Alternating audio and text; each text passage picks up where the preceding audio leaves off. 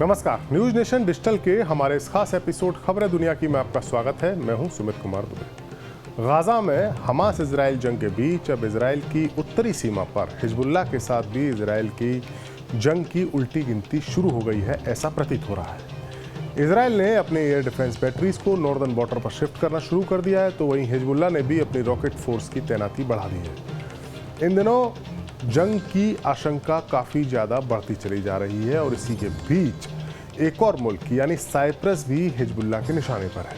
कुछ हफ्ते पहले हिजबुल्लाह के चीफ नसरल्लाह ने धमकी दी थी कि जंग के हालात में यानी अगर जंग होती है तब हिजबुल्लाह साइप्रस को भी नहीं बख्शेगा। हमारे आज के इस एपिसोड में हम बात करेंगे कि आखिरकार साइप्रस में ऐसा क्या है जिसे हिजबुल्लाह निशाना बनाना चाहता है, और क्या वाकई साइप्रस हिजबुल्लाह के लिए बड़ा खतरा है, और अगर हिजबुल्लाह साइप्रस को निशाना बनाता है तो क्या अमेरिका उसे बचाने के लिए आगे आएगा। साइप्रस के साथ हिजबुल्लाह की दुश्मनी की वजह जानने के लिए हमें साइप्रस के इतिहास और भूगोल दोनों को समझना होगा। पहले बात भूगोल की करते हैं, साइप्रस की लोकेशन की करते हैं बात। दरअसल कहने को तो साइप्रस यूरोपीय संघ का एक सदस्य है, यानी यूरोप का हिस्सा है, लेकिन वो भूमध्य सागर में यानी यूरोप के पूर्वी हिस्से में सबसे ज़्यादा जो पूर्वी देश है वही है साइप्रस। भूमध्य सागर में उसकी जो लोकेशन है वो यूरोप के जो ताकतवर देश हैं उनकी बजाय मिडिल ईस्ट के ज़्यादा करीब है, और ख़ासतौर से वो हिजबुल्लाह के असर वाले, हिजबुल्लाह के रसूख वाले मुल्क लेबनान से काफ़ी नज़दीक है। करीब 150 से 200 किलोमीटर की दूरी पर ही साइप्रस स्थित है, लेबनान का जो समुद्री तट है वहाँ से। साइप्रस के दो हिस्से हैं। साउथ साइप्रस में ग्रीक भाषा बोलने वाले लोग रहते हैं जो क्रिश्चियन हैं, जिसे रिपब्लिक ऑफ साइप्रस कहा जाता है, जबकि उत्तरी साइप्रस में टर्क भाषा बोलने वाले अधिकांश मुस्लिम लोग रहते हैं, जिसे Turkish Republic of Northern Cyprus कहा जाता है। यूरोप के दो देश टर्की और ग्रीस के बीच में जो तनाव है उसकी भी एक बड़ी वजह साइप्रस का यही बंटवारा है। हिजबुल्लाह ने जो धमकी दी है वो ग्रीक भाषा बोलने वाले रिपब्लिक ऑफ साइप्रस को दी है, जहां क्रिश्चियंस रहते हैं। दरअसल साइप्रस इजराइल के साथ अपनी दोस्ती के चलते ही हिजबुल्लाह के टारगेट पर आ गया है। अब बात करते हैं साइप्रस के इतिहास की। साइप्रस 1960 से पहले ब्रिटेन का गुलाम था। ब्रिटेन से वो आज़ाद हुआ 1960 में, और उसके साथ ही इजराइल के साथ उसके राजनयिक संबंध स्थापित हो गए। लेकिन इजराइल की राजधानी में साइप्रस ने अपना दूतावास कई साल बाद 34 साल बाद यानी 1994 में जाकर खोला, क्योंकि उससे पहले 1980 के दशक में साइप्रस और इजराइल के बीच ताल्लुक ठीक नहीं रहे। दरअसल इजराइल टर्की के साथ दोस्ती कर रहा था, जबकि टर्की साइप्रस का दुश्मन है। वहीं साइप्रस फिलिस्तीन को आज़ाद देश बनाए जाने के पक्ष में रहा था, और इजराइल और अरब देशों के बीच में जो 3 युद्ध हुए उस दौरान साइप्रस अरब देशों के ज़्यादा करीब था।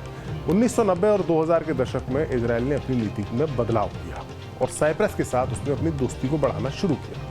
दरअसल इजराइल टर्की और ईरान से जुड़े जो मिलिशिया हैं, यानी इन दोनों देशों से जिन हथियारबंद गुटों को समर्थन मिलता है, उनके खिलाफ एक पावरफुल अलायंस बनाना चाहता है, जिसके लिए साइप्रस उसे एक अच्छा पार्टनर नजर आने लगा है।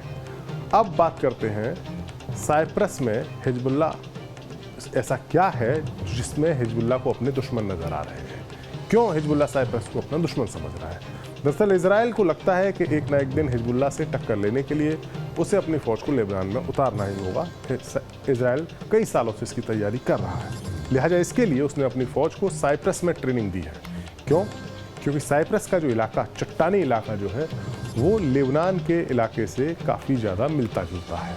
साल 2022 और साल 2023 में इजराइल की फौज ने साइप्रस में जॉइंट मिलिट्री ड्रिल की थी। साइप्रस कई सालों से इजराइल के साथ मिलिट्री सहयोग कर रहा है, और पिछले साल उसने अमेरिका और ग्रीस के साथ मिलकर एक जॉइंट नेवल ड्रिल में भी पार्टिसिपेट किया था।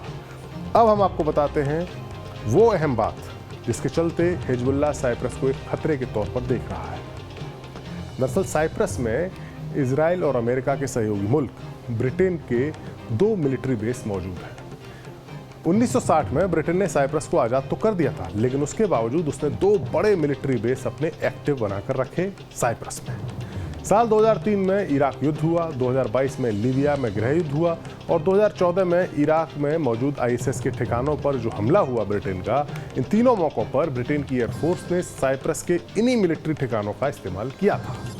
इसी साल जनवरी में यमन में जो हुती बागियों के खिलाफ अभियान चल रहा है अमेरिका और ब्रिटेन का, उसमें भी इन बागियों पर हमले के लिए ब्रिटेन ने इन्हीं मिलिट्री बेसिस का इस्तेमाल किया था जो साइप्रस में मौजूद है।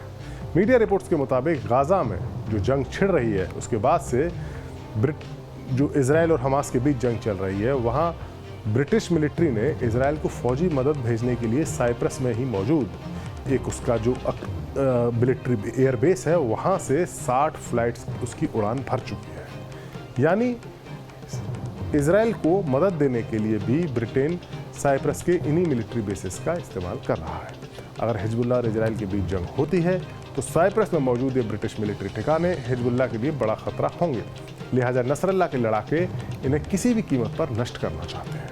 साल 2006 में जब इजराइल और हिजबुल्लाह के बीच युद्ध हुआ था तब भी लेबनान से ब्रिटिश नागरिकों को निकालने में साइप्रस में मौजूद इन्हीं एयर बेसिस को काम में लगाया गया था। यही एयर बेसिस काम आए थे। अब सवाल यह भी है कि साइप्रस को हिजबुल्लाह के हमले से बचाने के लिए अमेरिका और ब्रिटेन क्या कर रहे हैं।